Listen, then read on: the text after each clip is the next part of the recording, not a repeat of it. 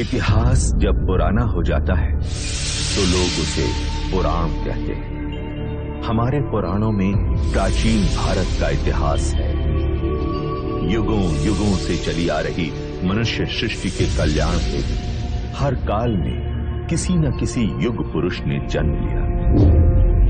त्रेता युग में राम ने मर्यादा पुरुषोत्तम का संदेश दिया, समाज के चरित्र का निर्माण किया। द्वापर युग में कृष्ण ने गीता के द्वारा कर्म का सिद्धांत समझाया और धर्म की संस्थापना की। पर समय चलते धर्म के नाम पर अधर्म बढ़ा। असत्य, अराजकता, असमानता, अस्पृश्यता, अर्थसिद्धि और अंधश्रद्धा का पाखंड चारों ओर फैलने लगा। मनुष्य भयभीत हो अज्ञान के अंधकार में भटकने लगा। इसी अंधकार को दूर करने पुनः एक युग पुरुष जन्म लेने वाला था और इस बार उस युग पुरुष का नाम था बुद्ध।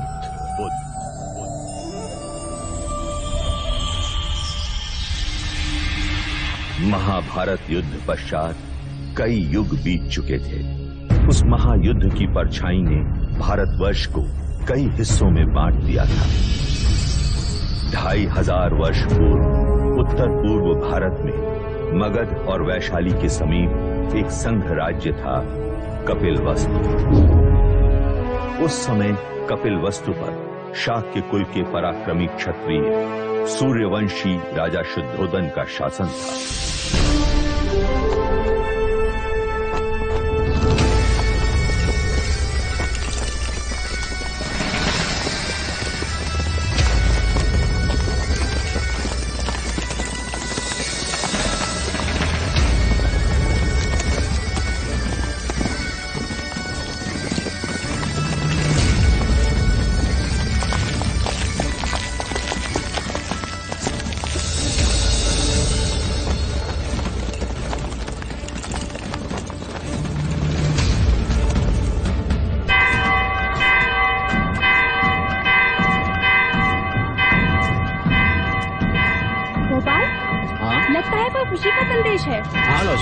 वरना ये गगन ढोल क्यों बजे?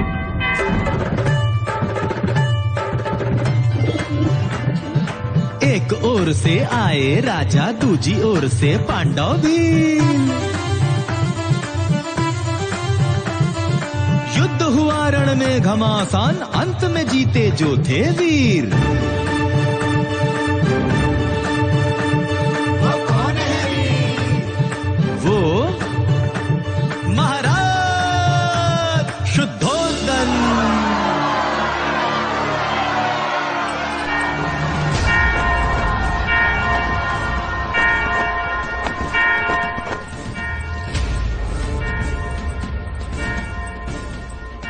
छोटी महादेवी, छोटी महादेवी,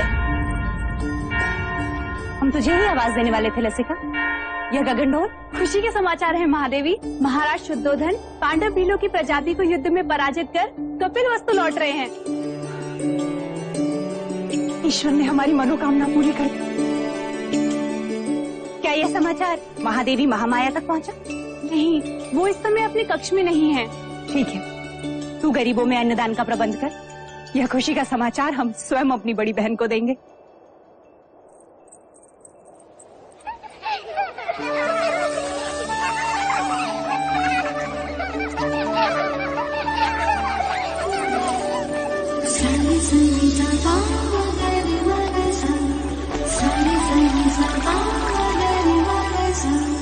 पकड़ लिया, पकड़ लिया, पकड़ लिया।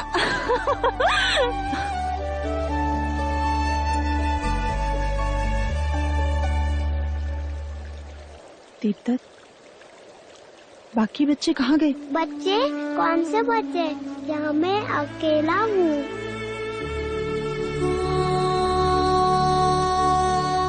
ये क्या हो रहा है हमें? अब मैं जाऊँ? हाँ, कहाँ?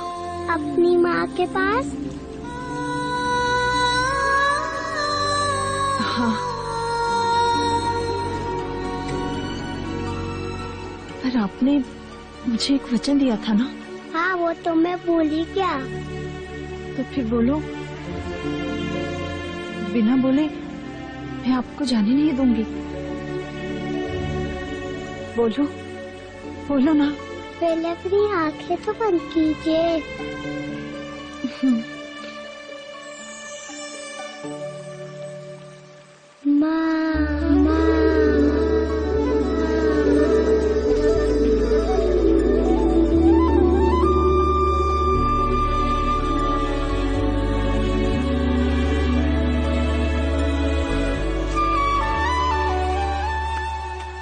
दीदी, दीदी, तुमने श्रृंगार नहीं किया अभी तक? श्रृंगार? वो किस लिए? यह गगन ढोल सुने नहीं तुमने? हमारे समाचार लाई हैं। महाराज विजयी होकर लौट रहे हैं। पूरे कपिल वस्तु में आनंद का गुलाल छाया है। प्रजापति, ये तो बड़ी खुशी की बात है। तो जाकर उनके स्वागत की तैयारी कर और आने पर इतनी सेवा करना उनकी, इतनी खुशी देना उन्हें कि युद्ध भूमि की सारी थकान मिट जाए। और तुम?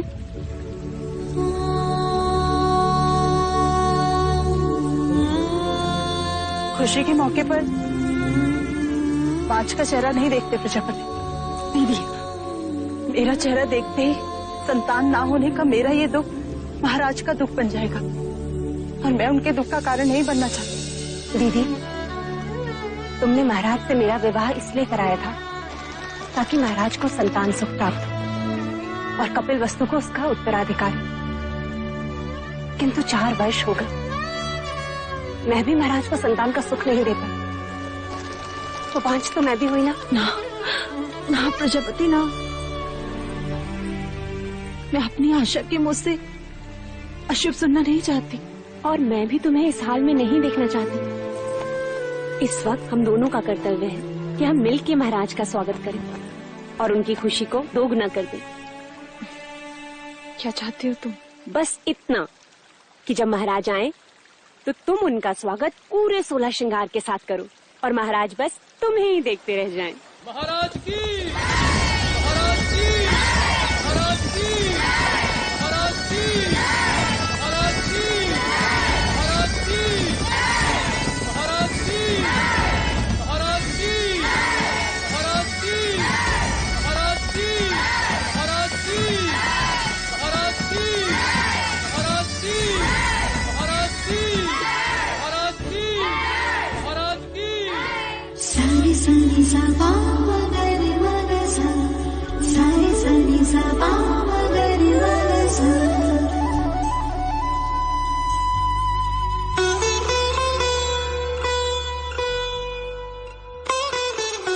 कैसे हो अनुज द्रोणोदन?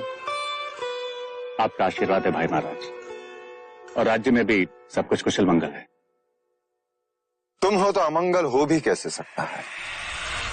तुम ही हो जिसके कंधे पर मैं कपिल वस्तु का भार सौंपकर निस्संदेह युद्ध पर जा सकता हूँ। आइए। रुकिए, हम आपको प्रवेश करने नहीं देंगे।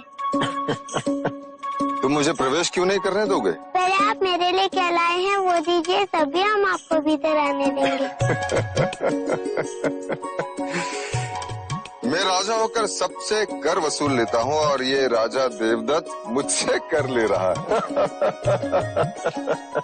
ये रहा आपका उपहार। आप मुझसे युद्ध के बिना भीतर नहीं जा सकते। मेरी ही तलवार और मुझ पर प्रहार। ठीक है।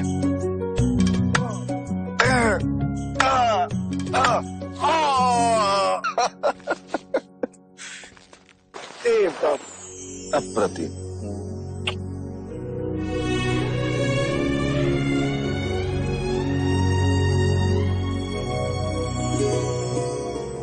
चले। महाराज की, महाराज की, महाराज की।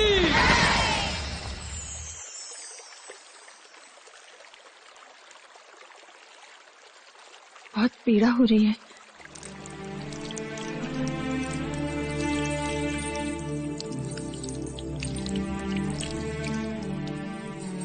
नहीं महामाया,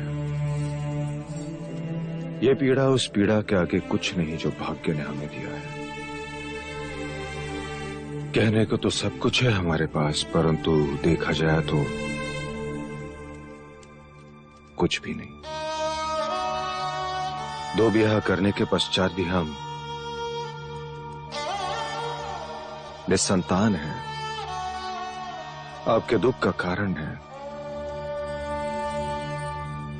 ईश्वर के यहाँ विलंब है, अंधकार नहीं। कुलगुरु वाचस्पति ने संदेशा भेजा है। शीघ्र ही ऐसा योग आएगा जब सूर्य उत्तरायण में प्रवेश करेगा, चंद्र कर्क लग्न में होगा, शुक्र मीन राशि में होगा, पुनर्वसु नक्षत्र होगा। ये वही नक्षत्र है जिस नक्षत्र में भगवान श्री राम का जन्म हुआ था। इस योग में पुत्र कामेष्टि यज्ञ करवाने से हमें हमारी प्रार्थनाओं का फल अवश्य मिलेगा देव। हम तो केवल आपकी गोद में अपने पुत्र को देखना चाहते हैं माया। हमारी गोद तो भरने से रही, किंतु देखिएगा शीघ्र ही प्रजापति की गोद अवश्य किलकारियों से भर जाएगी देव। तथास्तु।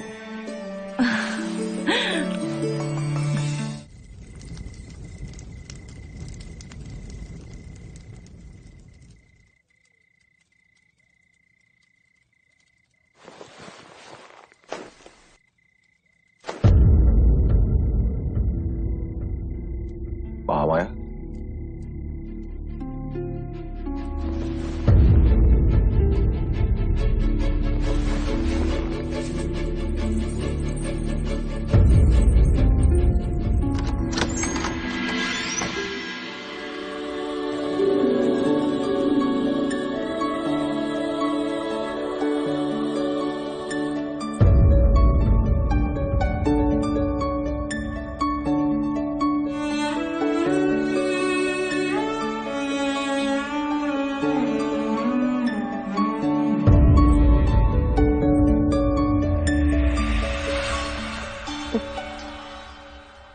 जी पहलाने को पुत्र क्या दिया, महादेवी तो उससे खिलौना समझ बैठी है।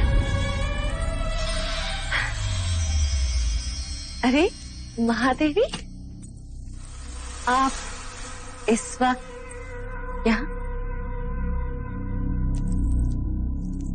वो हमें नींद नहीं आ रही थी तो सोचा एक क्षण देवदत्त को देखाएं। महादेवी, बिल्कुल ठीक किया। मेरा देवदत्त आपका पुत्र ही तो है।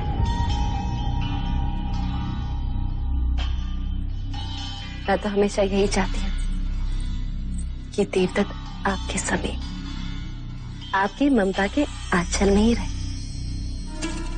महादेवी, आप यहाँ क्या कर रही हैं?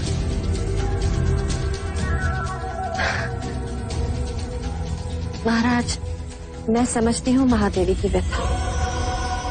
हो जाता है ऐसा कभी कभी।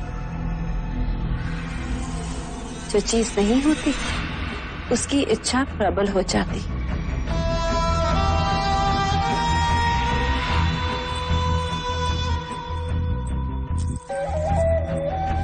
वैसे महाराज, देवदत्त आप ही का पुत्र है, ले जाइए इसे।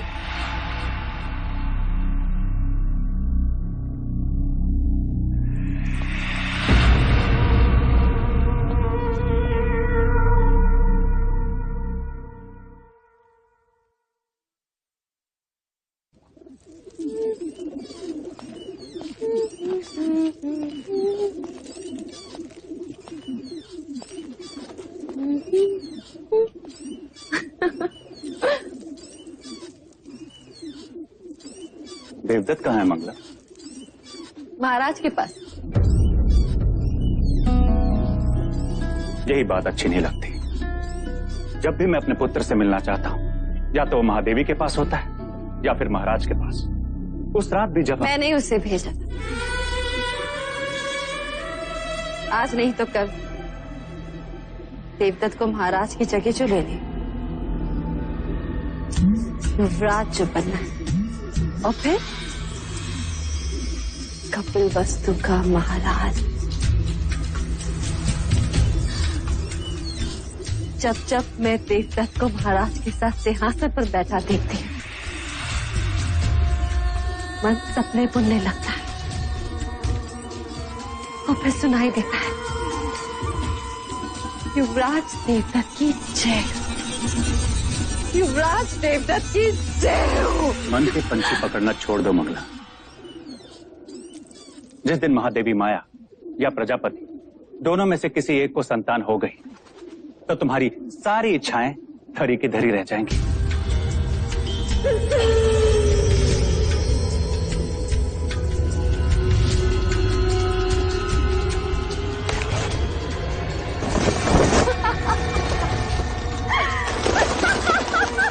अब क्या हुआ?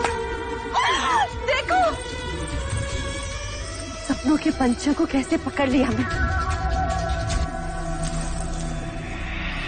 ये उनके सपने थे और मेरा चाह।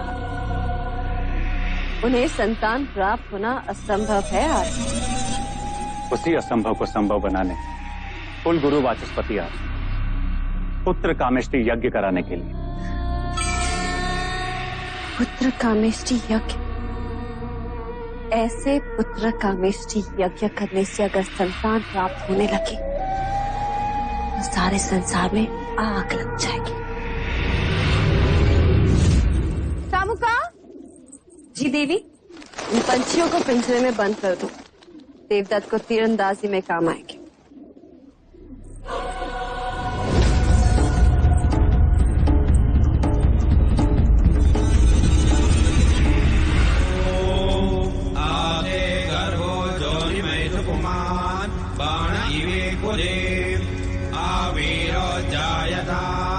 पुत्रस्तेन समास्य स्वाहा। ओम इदं अग्नये नमः। ओम इदं विष्णवे नमः। राजन, सभी देवी देवताओं और ग्रहों के बाद हम कुल देवता सूर्य देव का आवाहन करें। सूर्य देवता अपने कुल की रक्षा हेतु अपनी किरणों पर सवार होकर इस कमल को खिलाएंगे। आदिदेव नमस्तुभ्यं प्रसीद मम भास्कर। दिवाकर नमस्तुभ्यं प्रभाकर नमोस्तुते।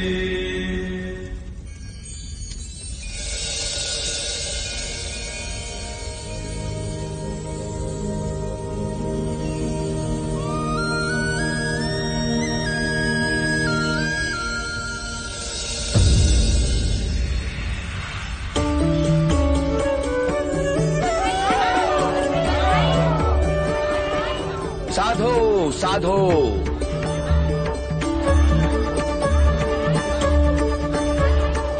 कमल के फूल का खिलना यह संकेत देता है कि आपका भाग्य खुलने वाला है राजन।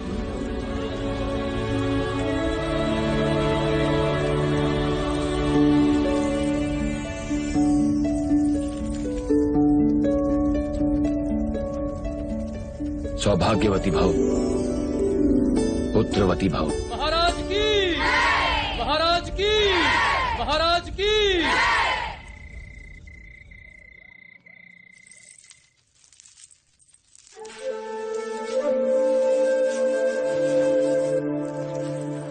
प्रजापति,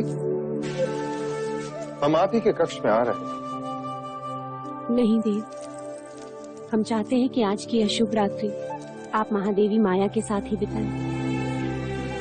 परंतु महामाया चाहती है कि आज की रात्रि हमारा मिलन हो। किंतु प्रकृति का संकेत कुछ और ही कह रहा है। हम कुछ समझे नहीं। कुछ दिन स्त्रियों को अकेले ही बिताने होते हैं देव। आप जाएं। कल का सूर्य कपिलवस्तु में नई खुशियां लाएगा। आपकी रात्रि शुभ।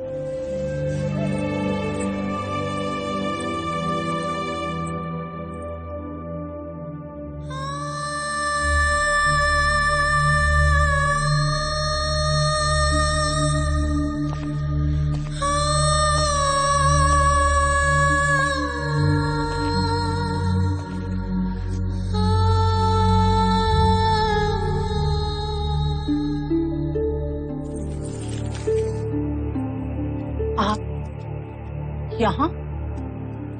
आपको तो प्रजापति के कक्ष में होना चाहिए। छोटा मुंह बड़ी बात। आपने महाराज से झूठ क्यों कहा कि आप रत्सवला है?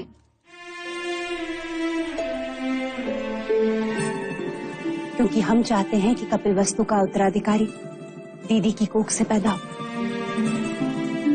उनकी संतान इच्छा इतनी प्रबल है, इस योग में भाग्य को भी विवश होना पड़ेगा।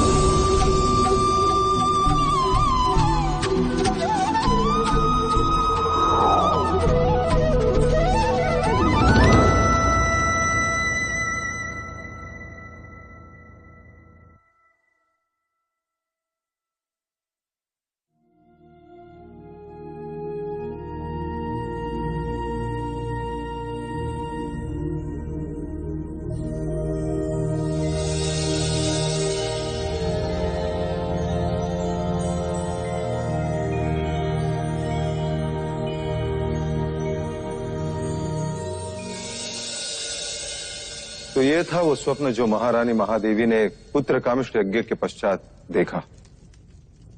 आदरणीय कुलगुरु वाचस्पति एवं समस्त ब्राह्मणगण, कृपा करके हमें यह बताएं स्वप्न का तात्पर्य क्या है?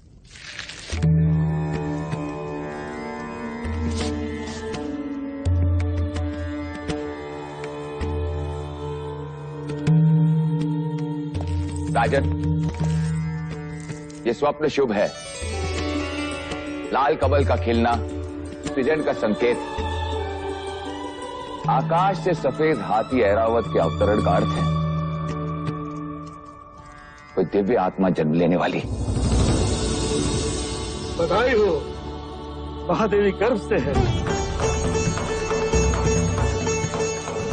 बधाई हो महादेवी, बधाई हो महाराज, बहुत बधाई।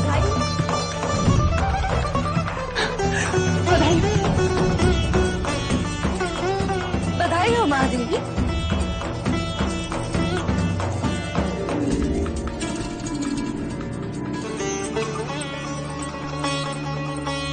बधाई हो महाराज, बधाई हो। बधाई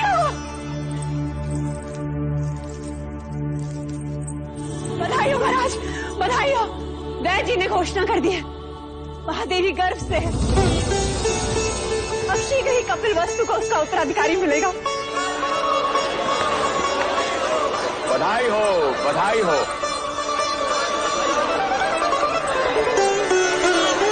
राजन, एक और बात, इस योग में जन्म लेने वाला बहुत बड़ा योद्धा बनेगा। ऐसा ही होगा।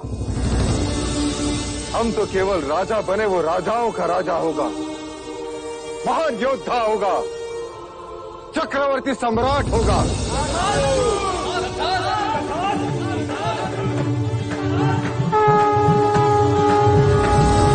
जिसके लिए व्याकुल मन सबका, वहां आया शुभ समाचार। है कोई आने वाला जो लाएगा खुशियों का संसार। अरे वो कौन है? कौन है भाई? बुझो बुझो वो कपिल वस्तु का युवराज।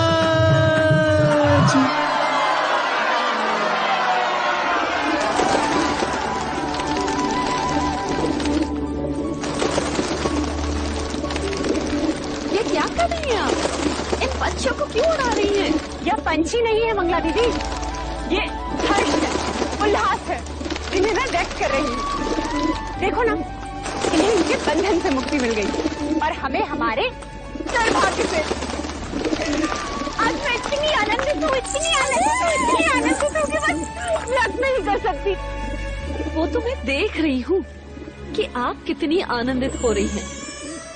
जैसे संतान महादेवी माया को नहीं, आपको ही होने वाली। सच कहा मंगला दीदी, यदि संतान मुझे होने वाली होती तो यह आनंद आधा होता।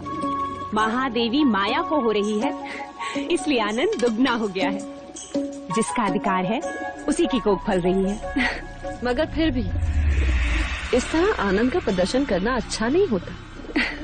वो कहते हैं ना, ईर्ष्या का विष तो हवाओं में भी होता है। न जाने कौन विघ्न करता सुन ले और न जाने किसकी अशुभ दृष्टि लग जाए। अब तो जो अशुभ दृष्टि डालेगा चेहरा उसी का काला होगा।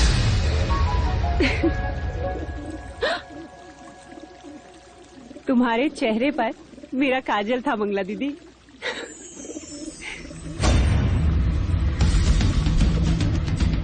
मेरे तो केवल गालों पर काजल था महादेवी प्रजापति, पर मैं तो तुम्हें काजल भरे काले आंसू रुलाऊंगी। बस एक और।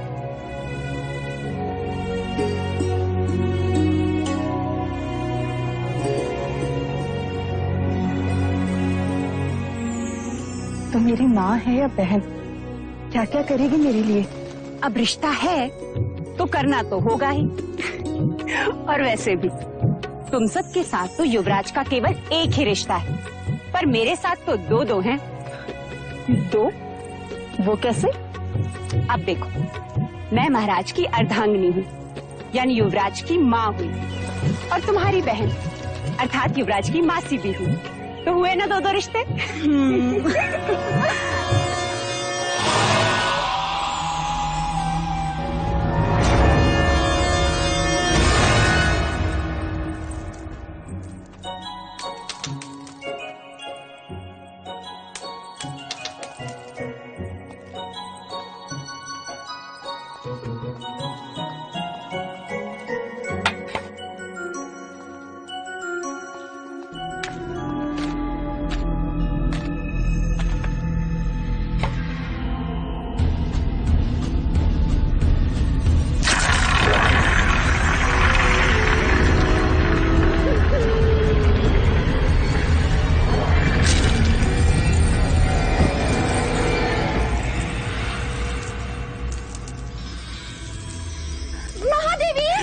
दीदी संभालो। महादेवी, क्या हुआ? देवदत्त कंचे खेल रहा था, महादेवी का पैर फिसला। आप ठीक तो है महादेवी? ईश्वर की कृपा है, नहीं तो आज महादेवी की गोद सूनी हो जाती। गोद सुनी हो शत्रुओं की, महादेवी की तो बस गोद भराई होगी। क्यों दीदी? तथास्तु बोलो मंगला दीदी, तथास्तु बोल। तथास्तु।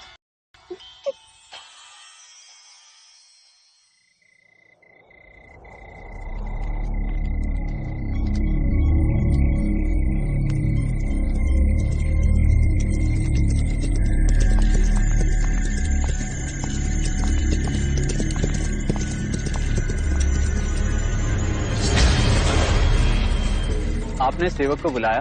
सुना है तू लौशिका से ब्याह करना चाहता है ना?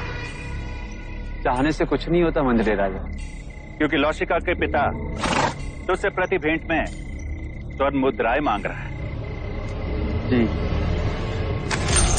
ये तेरे लिए है गोपाल, बस तुझे मेरे लिए एक छोटा सा कार्य करना हो। ऐसी पत्तियां ढूंढनी होगी जिसके रस से मनुष्य की मृत्यु हो जाए। तब तक वैद्य सुसैन के यहाँ जड़ी बूटियां पीसता रहेगा। मैं तो कहता हूं इस बार अपने दुर्भाग्य को ही पीसता। उठा ले, उठा।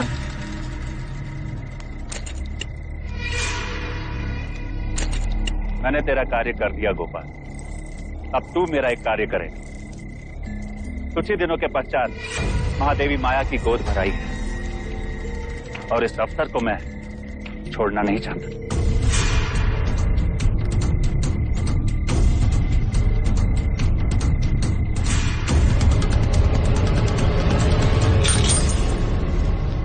बस गोद भराई के दिन मुझे इतना ही करना होगा। किसने दी तुझे ये मोहर? ये मैं नहीं बता सकता लौशिका। तू मेरा मरा मुंह देखेगा गोपाल, यदि ना बताया तो? यदि बता दिया तो तुम मेरा मरा मुंह देखेगी, वो जीवित नहीं छोड़ेंगे मुझे। लेकिन क्या लौशिका, कब तक तू दासी बन के रहेगी और कब तक मैं ये पत्तियां पीसता रहूंगा? और महाराज को पता चल गया तो? अब वो तुझ पर निर्भर करता है लौशिका कि तू किससे ज्यादा स्नेह करती है, अपने गोपाल से या फिर कपिल वस्तु के आने वाले उत्तराधिकारी से।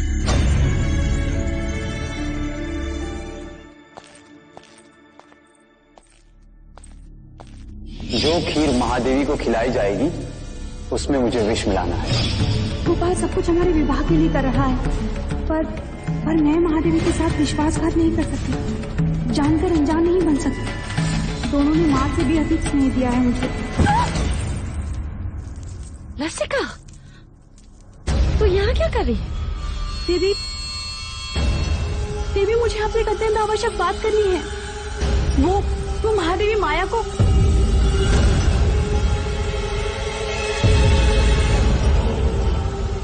क्या कहना चाहती है? जी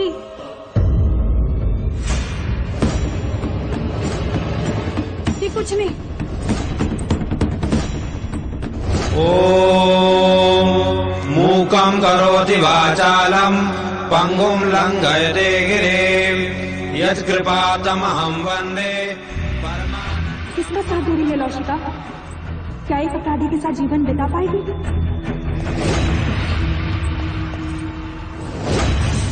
मुझे गोपाल को रोकना ही होगा।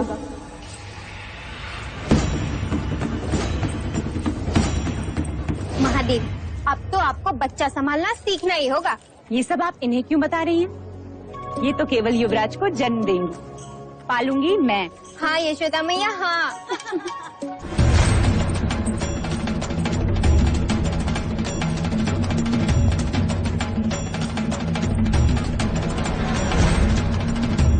महादेवी, आपसे एक आवश्यक बात करनी है। लौशिका, जो बात करनी है बाद में कर। चले जा, भगवान का नैवेद्य ले आ। पता नहीं महादेवी ने सवेरे से अन्न ग्रहण नहीं किया। जा।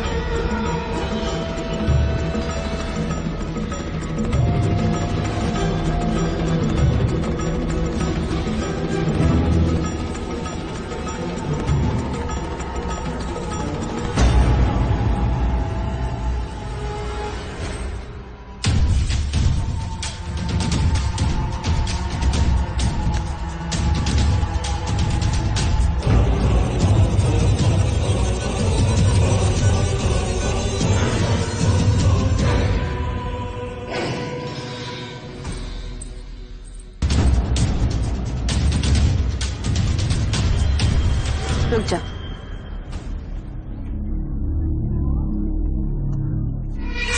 महादेवी प्रजापति, लीजिए। देवदत्त, आओ महादेवी को प्रसाद ग्रहण करने दो।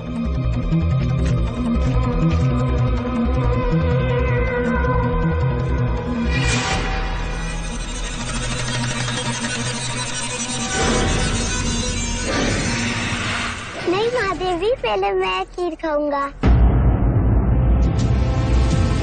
अच्छा ठीक है, पहले हम आपको खिलाते हैं। चलो मुंह खोलो।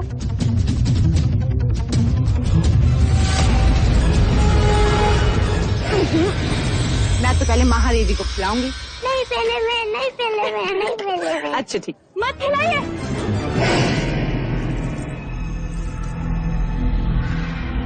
रुक जाइए महादेवी।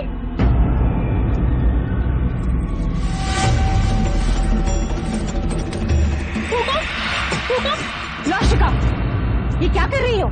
महादेवी, इस खीर में विष मिला है।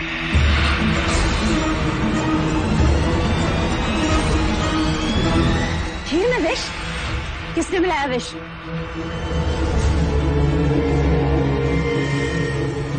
किसने मिलाया विष? हम तुमसे पूछ रहे हैं।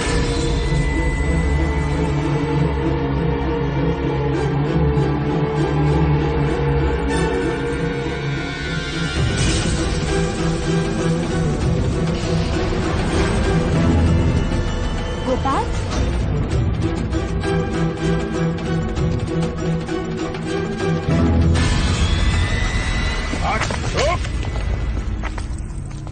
किसके कहने पे किया तुमने ये?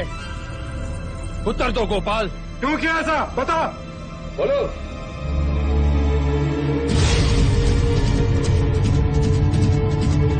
तूने ऐसा क्यों किया?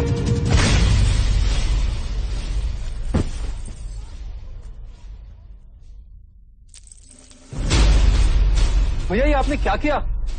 गोपाल का जीवित रहना आवश्यक था। वही हमें असली अपराधी तक पहुंचा सकता था।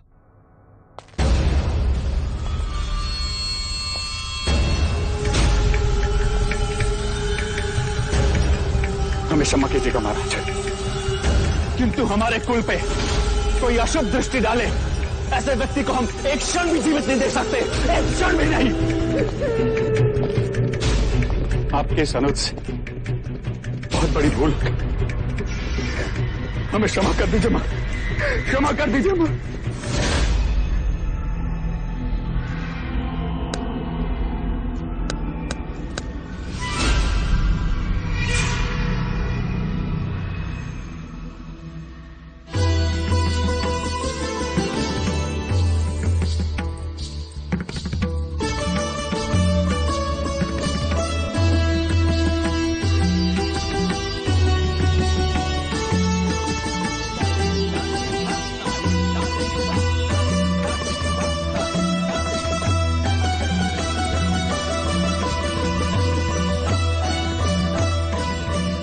महादेवी, आपसे एक बात कहनी थी। तुम्हें आज्ञा लेने की आवश्यकता नहीं है मंगला। महादेवी, महाराज का जीवन संकट में। ये तुम क्या कह रही हो मंगला?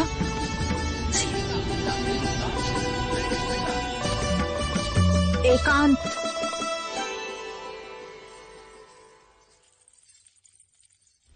पर यहाँ महाराज को किससे संकट हो सकता है? आपसे। मंगला। महादेवी, सुना है, जो संतान 10वें महीने के बाद पैदा होती है, यदि अपने पिता के घर पैदा हो तो पिता के जीवन पर भारी पड़ती है। मैंने इस बात को पहले नहीं माना, परंतु ज्योतिषों ने प्रमाण दिया तो महादेवी, वो मैं ही थी जिसने आपका हाथ पकड़कर आपको देवता जाने से रोका। आज मैं ही आपसे कह रही हूँ, आपका यहाँ रहना उचित नहीं है। आप भी तो नहीं चाहेंगे कि महाराज या राज पर कोई भी संकट आए। आखिर अपने सुहाग और संतान की रक्षा करने के लिए ही तो स्त्री का जन्म होता है। महादेवी, कुछ भी हो जाए, आप महाराज को मना लीजिए। अति शीघ्र यहाँ से प्रस्थान कीजिए।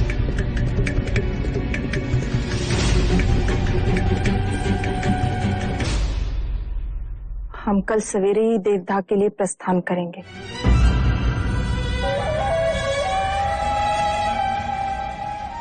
आप देवता जाएंगी जरूर महादेवी, परंतु वापस नहीं आएंगी।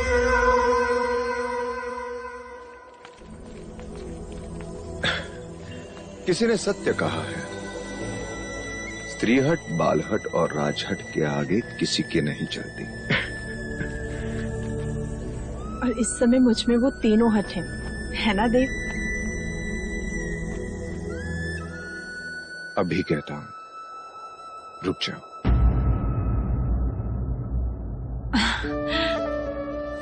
और मैं कहती हूँ जाने दीजिए, मेरा स्वास्थ्य भी अच्छा है और मन भी प्रसन्न है। इसी कारण मैं और प्रजापति माता पिता से भी मिल लेंगे। युवराज के जन्म का समाचार मिलते ही आप भी चले आना देवदा।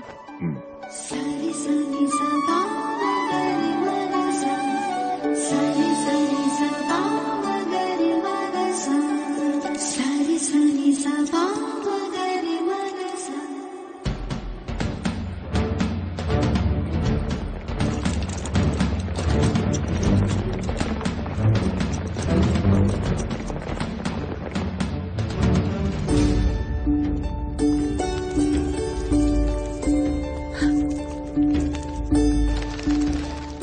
अच्छा मुझे तुमने यहाँ रुकने का सुझाव दिया। वर्षों बाद देखा इस लुम्बिनी वन को, पर सुंदरता अलौकिक है, जैसे इसे मानो धरती पर स्वर्ग। सच। दीदी, तुम चलकर उस शाल वृक्ष के नीचे आराम करो, मैं खाने का प्रबंध करती हूँ।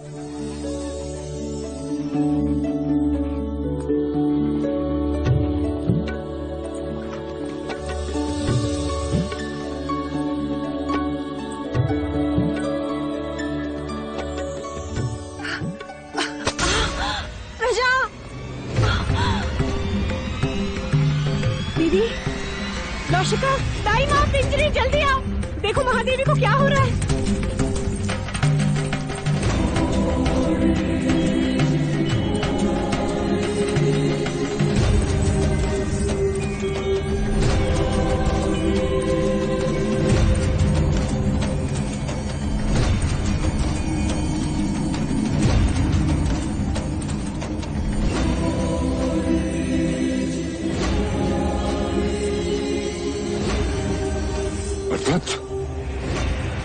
नरदत्त, नरदत्त।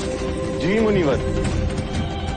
वो आ रहा है, जगत जन्मदाता, जन्म लेने वाला।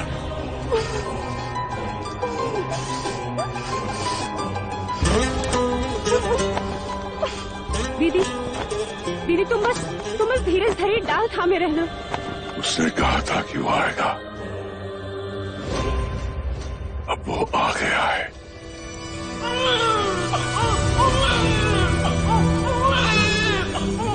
बधाई हो दीदी, बधाई हो, पुत्र हुआ है। ऐ समग्र सृष्टि, बधाई हो तुझे जो तेरा सृजनहार तुझ पर जन्म ले रहा है। क्या देख रहे हो मुनिवर? भारतवर्ष।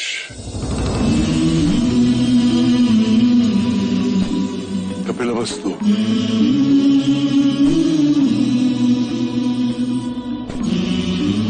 लुम्बिनी वन।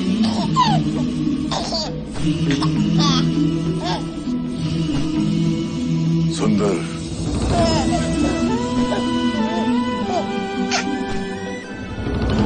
मन को छू लेने वाली दिव्य आत्मा। ना सुंदर बालक हमने पहले कभी नहीं देखा। देखो कैसे मुस्कुरा रहा है। महाराज देखेंगे तो कितने प्रसन्न होंगे। बड़ी प्रसन्नता का अवसर है नरदत्त, जो मैं उस काल में जीवित हूँ जिस काल में एक महान युग पुरुष ने जन्म लिया है। अब तू ही बता, तेरी इस लीला को मैं किस नाम से पुकारूं? अब तुम ही कहो दीदी। युवराज को क्या कह के पुकारे?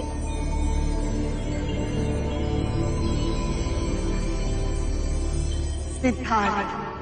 बुद्ध, बुद्ध, बुद्ध। आरंभ हो गई निर्वाण प्रथा।